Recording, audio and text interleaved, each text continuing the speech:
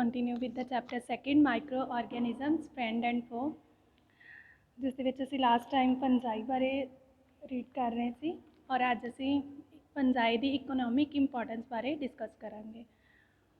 Fungi ਕੀ ਹੈ? ਇੱਕ micro ਆਰਗੈਨਿਜ਼ਮ ਹੈ ਔਰ ਇਹਦੀ ਇਕਨੋਮਿਕ ਇੰਪੋਰਟੈਂਸ ਕੀ ਹੈ? ਫਸਟ ਪੁਆਇੰਟ ਹੈ fungi used as a food. ਇਹਦੇ ਵਿੱਚ ਕੀ fungi used as a food ਦੇ ਵਿੱਚ ਕੀ ਹੈ ਕਿ ਜਿਹੜਾ ਜੀਸਟ ਨਾਮ ਦਾ ਜਿਹੜਾ ਜੀਸਟ ਨਾਮ ਦਾ ਫੰਜਾਈ ਹੈ, ਫੰਜਾਈ ਦੀਆਂ ਤੁਹਾਨੂੰ ਮੈਂ ਦੱਸਿਆ ਸੀ ਨਾ डिफरेंट टाइप्स ਹੁੰਦੀਆਂ ਨੇ, ਜਿਵੇਂ ਮੋਲਡਸ ਹੋ ਗਿਆ, ਮਸ਼ਰੂਮਸ ਹੋ ਗਏ, ਰਸਟ ਹੋ ਗਿਆ, ਯੀਸਟ ਹੋ ਗਿਆ। ਇਹ ਸਾਰੀਆਂ ਕੀ ਫੰਜਾਈ ਦੀਆਂ ਟਾਈਪਸ ਨੇ, ਕੈਟੇਗਰੀਜ਼ ਨੇ। ਉਸੇ ਤਰ੍ਹਾਂ ਜਿਹੜੀ ਜੀਸਟ ਕੈਟੇਗਰੀ ਹੈ ਫੰਜਾਈ ਦੀ, ਉਹਨੂੰ ਅਸੀਂ ਐਜ਼ ਅ ਪ੍ਰੋਟੀਨ ਯੂਜ਼ ਕਰਦੇ ਹਾਂ। ਇਹਦੇ ਵਿੱਚ ਕੀ ਹੁੰਦਾ, 50% ਜਿਹੜਾ ਪ੍ਰੋਟੀਨਸ ਪਾਇਆ ਜਾਂਦਾ ਹੈ। ਸੋ ਇਹਦੇ ਵਿੱਚ ਵਿਟਾਮਿਨ ਬੀ ਜਿਹੜਾ ਬਹੁਤ ਜ਼ਿਆਦਾ ਪਾਇਆ ਜਾਂਦਾ ਹੈ। ਪ੍ਰੋਟੀਨ ਹੋਣ ਦੇ ਨਾਲ ਨਾਲ ਜਿਹੜਾ ਇਹ ਬਹੁਤ ਜ਼ਿਆਦਾ ਹਾਰਟ ਅਤੇ ਡਾਇਬਟਿਕ ਪੇਸ਼ੈਂਟਸ, ਜਿਨ੍ਹਾਂ ਨੂੰ ਡਾਇਬਟੀਜ਼ ਹੁੰਦੀ ਹੈ, ਉਹਨਾਂ ਲਈ ਬਹੁਤ ਜ਼ਿਆਦਾ ਕੀ ਹੈ, ਇੰਪੋਰਟੈਂਟ ਹੈ। So yeast is also used in making bread products. ਜਿਹੜੇ ਬ੍ਰੈਡ ਤੋਂ ਬਣੇ ਹੋਏ ਪ੍ਰੋਡਕਟਸ ਨੇ ਉਹਨਾਂ ਲਈ ਯੂਜ਼ ਕੀਤਾ ਜਾਂਦਾ ਹੈ। Releasing carbon dioxide and causing the dough to rise. ਅਤੇ ਡੋ ਜਿਹੜਾ ਕੋਈ ਵੀ ਕਿਸੇ ਚੀਜ਼ ਦਾ ਡੋ ਹੈ ਉਸਨੂੰ ਰਾਈਜ਼ ਕਰਨ ਵਿੱਚ ਹੈਲਪ ਕਰਦਾ ਹੈ। So next point is fungi in the control of plant diseases. ਪਹਿਲੇ ਪੁਆਇੰਟ ਵਿੱਚ ਸੀ ਕਿ ਫੰਜਾਈ ਐਜ਼ ਅ ਫੂਡ ਅਸੀਂ ਕਿਹੜਾ ਫੰਜਾਈ ਯੂਜ਼ ਕੀਤੇ ਜਾਂਦੇ, ਕਿਹੜੀ ਕੈਟੇਗਰੀ। ਹੁਣ ਅਸੀਂ ਸੈਕਿੰਡ ਪੁਆਇੰਟ ਵਿੱਚ ਮੈਂ ਤੁਹਾਨੂੰ ਦੱਸਾਂਗੀ ਕਿ fungi in the control of plant ਡਿਸੀਜ਼ਿਜ਼, ਕਿ ਜਿਹੜੀਆਂ ਪਲਾਂਟਸ ਨੂੰ ਵੀ ਡਿਸੀਜ਼ਿਜ਼ ਹੁੰਦੀਆਂ ਨੇ, ਉਹਨਾਂ ਨੂੰ ਕੰਟਰੋਲ ਕਰਨ ਵਿੱਚ ਵੀ ਜਿਹੜਾ ਫੰਜਾਈ ਹੈ ਬਹੁਤ ਇੰਪੋਰਟੈਂਟ ਹੈ। ਜਿਵੇਂ ਤੁਸੀਂ ਦੇਖ ਸਕਦੇ ਹੋ ਆਪਣੀ ਬੁੱਕਸ 'ਤੇ, many fungi are helpful in controlling plant diseases caused by the insects, viruses and other fungi. ਬਹੁਤ ਸਾਰੇ ਜਿਹੜੇ ਫੰਜਾਈ ਨੇ ਉਹ ਪਲਾਂਟ ਦੀਆਂ ਜਿਹੜੀਆਂ ਡਿਸੀਜ਼ਿਜ਼ ਉਹਨਾਂ ਨੂੰ ਕੰਟਰੋਲ ਕਰਨ ਵਿੱਚ ਹੈਲਪ ਕਰਦੇ ਨੇ, ਜਿਹੜੀਆਂ ਕਿ ਇਨਸੈਕਟਸ, ਵਾਇਰਸ ਜਾਂ ਹੋਰ ਫੰਜਾਈ ਦੇ ਕਾਰਨ ਜਿਹੜਾ ਵਾ ਹੁੰਦੀਆਂ ਨੇ। ਸੋ these fungi compete with the pathogens for essential nutrients or destroy them। ਇਹ ਜਿਹੜੇ ਫੰਜਾਈ ਨੇ ਕੀ ਕਰਦੇ, ਪੈਥੋਜਨਸ ਦੇ ਨਾਲ ਕੰਪੀਟੀਸ਼ਨ ਕਰਦੇ ਨੇ। ਪੈਥੋਜਨਸ ਕੀ ਹੁੰਦੇ ਕਿ ਜਿਹੜੇ ਪਲਾਂਟ ਦੇ ਵਿੱਚ ਜਿਹੜਾ ਡਿਸੀਜ਼ਿਜ਼ ਕਾਜ਼ ਕਰਦੇ ਨੇ। ਮਾਈਕਰੋ ਆਰਗੈਨਿਜ਼ਮ ਹੁੰਦੇ, ਵਾਇਰਸ ਹੁੰਦਾ ਹੈ ਜਿਹੜਾ ਕਿ ਪਲਾਂਟ ਦੇ ਵਿੱਚ ਡਿਸੀਜ਼ ਕਾਜ਼ ਕਰਦਾ ਹੈ, ਉਹਨਾਂ ਨੂੰ ਜਿਹੜਾ ਖਤਮ ਕਰਨ ਵਿੱਚ ਫੰਜਾਈ ਕੀ ਹੈ, ਹੈਲਪਫੁਲ ਹੁੰਦੇ ਨੇ। Our next topic is harmful fungi. ਹੁਣ ਅਸੀਂ ਇੰਪੋਰਟੈਂਸ ਕਰਨ ਤੋਂ ਬਾਅਦ ਕੁਝ ਹਾਰਮਫੁਲ ਵੀ, ਹਰ ਇੱਕ ਚੀਜ਼ ਦੇ ਕੀ ਆ ਬੈਨੀਫਿਟਸ ਵੀ ਹੁੰਦੇ ਔਰ ਉਹਦੇ ਕੀ ਹਾਰਮਫੁਲ ਇਫੈਕਟਸ ਵੀ ਹੁੰਦੇ ਨੇ। ਹੁਣ ਅਸੀਂ ਫੰਜਾਈ ਦੇ ਜਿਹੜੇ ਹਾਰਮਫੁਲ ਇਫੈਕਟਸ ਬਾਰੇ ਕਰਾਂਗੇ discuss. First point is decay of wood. Fungi ਕੀ ਕਰਦਾ ਹੈ ਕਿ ਜਿਹੜੇ ਵੁੱਡ ਪ੍ਰੋਡਿਊਸਿੰਗ ਪਲਾਂਟਸ ਹੁੰਦੇ ਆ, ਟਿੰਬਰ, ਤੁਹਾਡੀ ਬੁੱਕ 'ਤੇ ਲਿਖਿਆ ਨਾ ਟਿੰਬਰ ਈਲਡਿੰਗ ਪਲਾਂਟਸ। ਟਿੰਬਰ ਈਲਡਿੰਗ ਮੀਨਸ ਕਿ ਜਿਹੜੇ ਵੁੱਡ ਪ੍ਰੋਡਿਊਸ ਕਰਦੇ ਆ, ਵੁੱਡ ਪ੍ਰੋਡਿਊਸਿੰਗ ਪਲਾਂਟਸ ਹੁੰਦੇ ਆ, ਉਹਨਾਂ ਦਾ ਜਿਹੜਾ ਟਰੰਕ ਅਤੇ ਬ੍ਰਾਂਚਿਸ ਦੇ ਸੈਂਟਰ ਦੇ ਵਿੱਚ ਜਿਹੜਾ ਵਾ ਇਹ ਫੰਜਾਈ ਕੀ ਕਰਦੇ ਆ, ਉਹਨੂੰ ਵੁੱਡ ਨੂੰ ਡਿਕੇ ਕਰਦੇ ਜਾਂਦੇ ਆ, ਖ਼ਤਮ ਕਰ ਦਿੰਦੇ ਆ। ਸੱਚ ਐਜ਼ ਕਿਹੜੇ ਟਰੀਜ਼ ਵਿੱਚ ਹੁੰਦਾ ਮੋਸਟਲੀ ਇਹ? ਸਾਲ, ਟੇਕ, ਦਿਓਦਾਰ ਐਟਸੈਟਰਾ। ਇਹ ਜਿਹੜੇ ਪਲਾਂਟਸ, ਇਹਨਾਂ ਵਿੱਚ ਜਿਹੜਾ ਫੰਜਾਈ ਹੈ, ਇਹਨਾਂ ਦੀ ਜਿਹੜੀ ਵੁੱਡ ਆ ਉਹਨੂੰ ਕੀ ਡਿਸਟਰੋਏ ਕਰ ਦਿੰਦਾ, ਹੌਲੀ ਹੌਲੀ ਉਹਨੂੰ ਡਿਕੇ ਕਰ ਦਿੰਦਾ, ਖ਼ਤਮ ਕਰ ਦਿੰਦਾ ਹੈ।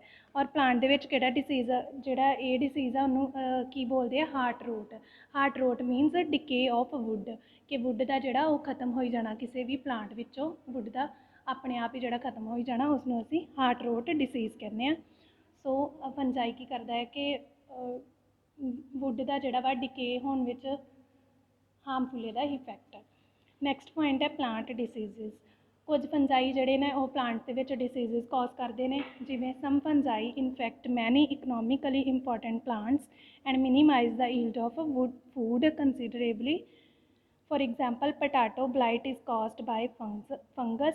Rust of wheat is the fungal disease which is spread by air and seeds। ਕੁਝ ਫੰਜਾਈ ਕੀ ਕਰਦੀਆਂ ਕਿ ਬਹੁਤ ਸਾਰੇ ਪਲਾਂਟਸ ਨੇ ਜਿਹੜੇ ਇਕਨੋਮਿਕਲੀ ਇੰਪੋਰਟੈਂਟ ਹੁੰਦੇ, ਮੀਨਸ ਕਿ ਉਹਨਾਂ ਦੀ ਇਕਨੋਮਿਕ ਇੰਪੋਰਟੈਂਸ ਜ਼ਿਆਦਾ ਹੁੰਦੀ ਹੈ, ਕਿ ਜ਼ਿਆਦਾ ਸੇਲ, ਉਹਨਾਂ ਦਾ ਜਿਹੜਾ ਵਾ ਪ੍ਰਾਈਸ ਕੀ ਆ ਜ਼ਿਆਦਾ ਹੁੰਦਾ ਹੈ, ਸੇਲਿੰਗ। ਔਰ ਉਹਦੇ ਵਿੱਚ ਕੀ ਕਰਦੇ, ਇਹ ਲਾਸ ਹੋ ਜਾਂਦਾ ਸਾਡਾ, ਕਿਉਂਕਿ ਉਹ ਪਲਾਂਟ ਨੂੰ ਡਿਸੀਜ਼ ਹੋ ਜਾਂਦੀ ਹੈ। ਔਰ ਜਿਹੜਾ ਫੂਡ ਪ੍ਰੋਡਿਊਸਿੰਗ ਪਲਾਂਟਸ ਆ ਉਹਨਾਂ ਵਿੱਚ ਵੀ ਉਹਨਾਂ ਦੀ ਫੂਡ ਦੀ ਵੀ ਜਿਹੜੀ ਈਲਡ ਆ, ਪੈਦਾਵਾਰ ਆ, ਉਹ ਵੀ ਘੱਟ ਹੋ ਜਾਂਦੀ due to plant disease, fungi ਦੇ ਕਰਕੇ। ਸੋ ਤੁਸੀਂ ਐਗਜ਼ਾਮਪਲ ਦੇਖ ਸਕਦੇ ਹੋ ਕਿ ਪਟਾਟੋ ਦੇ ਵਿੱਚ ਹੁੰਦੀ ਹੈ ਇੱਕ ਡਿਸੀਜ਼, ਪਟਾਟੋ ਬਲਾਈਟ ਨਾਮ ਦੀ ਜਿਹੜੀ ਡਿਸੀਜ਼ ਆ ਉਹ ਵੀ ਫੰਗਸ ਦੇ ਕਰਕੇ ਹੀ ਹੁੰਦੀ ਹੈ। ਔਰ ਰਸਟ ਆਫ ਵੀਟ ਵੀ ਕੀ ਹੈ, ਇੱਕ ਫੰਗਲ ਡਿਸੀਜ਼ ਹੈ, ਫੰਗਸ ਦੇ ਕਰਕੇ ਹੁੰਦੀ ਹੈ। ਵੀਟ ਨੂੰ ਜਿਹੜੀ ਡਿਸੀਜ਼ ਹੁੰਦੀ ਹੈ, ਰਸਟ ਲੱਗ ਜਾਣਾ। Next point and last topic our today's lecture is comparison between helpful and harmful fungi। Harmful ਅਤੇ ਹੈਲਪਫੁਲ ਜਿਹੜੀਆਂ ਫੰਜਾਈ ਆ ਉਹਨਾਂ ਦੇ ਵਿੱਚ ਕੰਪੈਰੀਜ਼ਨ ਕਰਾਂਗੇ ਅਸੀਂ। ਸਭ ਤੋਂ ਪਹਿਲਾਂ ਤੁਹਾਨੂੰ ਹੈਲਪਫੁਲ ਫੰਜਾਈ ਬਾਰੇ ਦੱਸਾਂਗੀ। ਫਸਟ ਪੁਆਇੰਟ ਹੈ use of helpful fungi. Some mushrooms are used as food. Mushroom ਕਿਹਦੀ ਕੈਟੇਗਰੀ ਹੈ? ਫੰਜਾਈ ਦੀ ਕੈਟੇਗਰੀ ਹੈ, ਔਰ ਮਸ਼ਰੂਮਸ ਨੂੰ ਅਸੀਂ ਐਜ਼ ਆ ਫੂਡ ਯੂਜ਼ ਕਰਦੇ ਹਾਂ। ਸੋ ਇਹ ਕੀ ਹੋ ਗਿਆ? ਹੈਲਪਫੁਲ ਫੰਜਾਈ ਦਾ ਫਸਟ ਪੁਆਇੰਟ ਹੋ ਗਿਆ। ਕਿ ਨੈਕਸਟ ਹੈ effects of harmful fungi. Harmful fungi ਦੇ ਵਿੱਚ ਕੀ ਹੈ? ਫਸਟ ਪੁਆਇੰਟ, ਸਮ ਮਸ਼ਰੂਮਸ ਕਾਜ਼ ਪੋਇਜ਼ਨਿੰਗ ਔਰ ਸਮ ਟਾਈਮ ਈਵਨ ਡੈਥ ਇਨ ਹਿਊਮਨਸ।